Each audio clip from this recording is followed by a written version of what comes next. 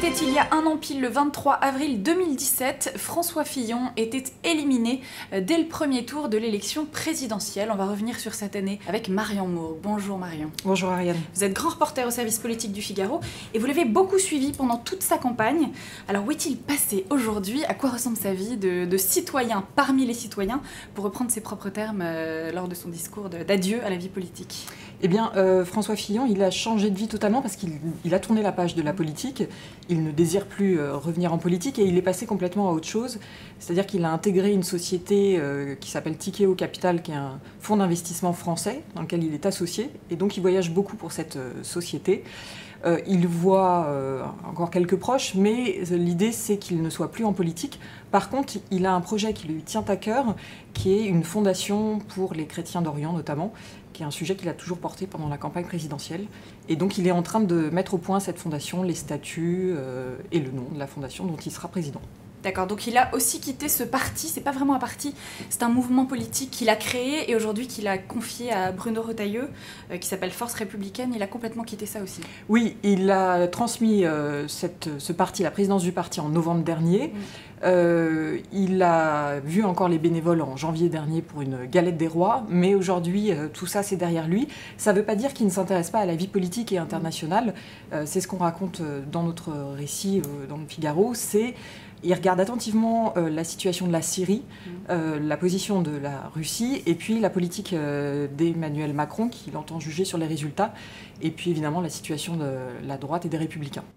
Quel regard il porte aujourd'hui, vous croyez, sur sa défaite spectaculaire qui a eu lieu donc, il y a un an pile, à laquelle la droite et toute la France a assisté un peu médusée? Est-ce qu'aujourd'hui il le digère différemment?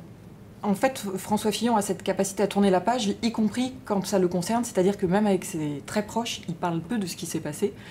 Et s'il en parle, c'est en quelques mots, mais sans revenir spécifiquement sur chaque événement.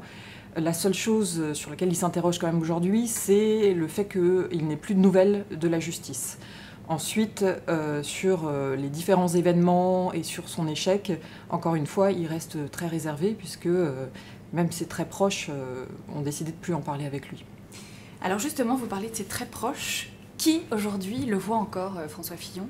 Est-ce qu'il a gardé un socle d'intime qui n'a pas tellement bougé? Qui sont ses proches aujourd'hui? Oui, il a gardé le socle d'intime, c'était le premier noyau de la campagne présidentielle et il en voit peu d'autres. Donc il y a Bruno Retailleau de Force Républicaine, il y a Jérôme Chartier qui était évidemment aux avant-postes de la campagne, il y a son ancienne plume, Igor Mitrofanov, voilà, il y a quelques-uns comme ça. C'est une poignée qui sont des amis proches, mais François Fillon a plus que tout peur qu'il y ait des confidences qui soient faites dans la presse sur ce qu'il raconte, d'où le fait qu'il voit peu d'élus. À l'automne dernier, il avait fait un déjeuner avec des parlementaires et puis tout s'était retrouvé dans la presse et ça, François Fillon déteste. Il a été lâché absolument par tout le monde déjà pendant sa campagne. Hein. Et ceux qui restent là, ceux qui restaient à la fin en tout cas de la campagne, c'est ceux qui sont encore auprès de lui aujourd'hui, selon vous? Oui, mais qui sont d'une autre manière, c'est-à-dire que ceux qui sont restés aujourd'hui autour de lui, comme Bruno Retailleau, c'est des liens d'amitié qui se sont construits pendant la campagne, ou Antoine Gosset-Grainville, qui était son ancien directeur adjoint de cabinet à Matignon. Donc c'est des liens amicaux, mais encore une fois, comme François Fillon est dans une autre page de sa vie, qu'il est vraiment passé à autre chose, les politiques qui continuent de voir poursuivent leur chemin, et donc c'est deux histoires différentes. Merci beaucoup Marion Mourgue. On rappelle donc que vous êtes grand reporter au service politique du Figaro et que vous fournissez un récit assez complet et détaillé à retrouver dans le Figaro du week-end, dans les bonnes colonnes du Figaro. Merci beaucoup Marion. Merci Ariane.